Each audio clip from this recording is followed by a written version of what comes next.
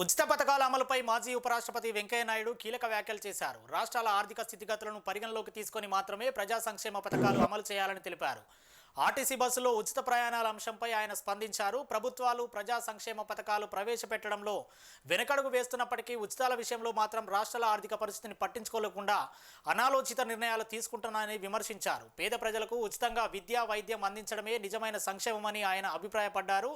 ఉచిత పథకాల అలవాటు ప్రజల్లో పెరిగితే అభివృద్ధి కొట్టుపడే కాకుండా ప్రజా జీవన విధానం కూడా దెబ్బతినే ప్రమాదం ఉందని ఆయన ఆవేదన వ్యక్తం చేశారు. ముఖ్యంగా తెలుగు రాష్ట్రాల ప్రభుత్వాలు తమ ఆర్థిక స్థితిగతులకు అనుగుణంగా పాలనలో మరింత జాగ్రత్త వహించాల్సిన అవసరం ఉందని వెంకయ్య నాయుడు వెల్లడించారు.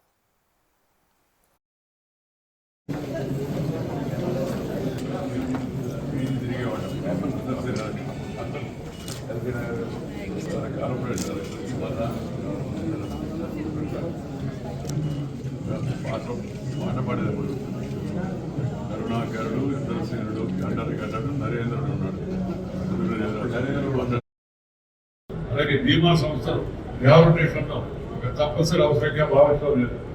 బీమా సంస్థలు కూడా తమ వైఖరిని మార్చుకొని ఈ రిహాబిలిటేషన్ కూడా దానిలో భాగంగా పూర్తి స్థాయి స్వతంత్రం వచ్చేందుకు తిరిగి సొంత కాలంపై నిలబడే విధంగా సహకరించాల్సిన అవసరం ఉంది.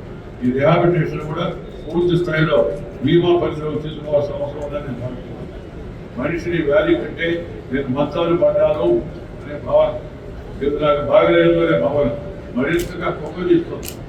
ఈ విషయాన్ని గమనించి మనిషిని కానీ సరిగా మనం తగినంత మార్గదర్శనం చేస్తే, దానికి విధంగా కన్సల్ట్ చేస్తే మనిషి కోరుకుంటాం. ఒక విషయం సందర్భంగా నేను చెప్పదలుచుకున్నాను. పాత రోజుల్లో డాక్టర్ ఒక పేషెంట్ వస్తే డాక్టర్స్ ఆ పేషెంట్తో చాలాసేపు మాట్లాడేవాడు, చేయబట్టి చూసేవాడు, ఎవరైతే కలుపుకునేవాడు పూర్వపదాలని.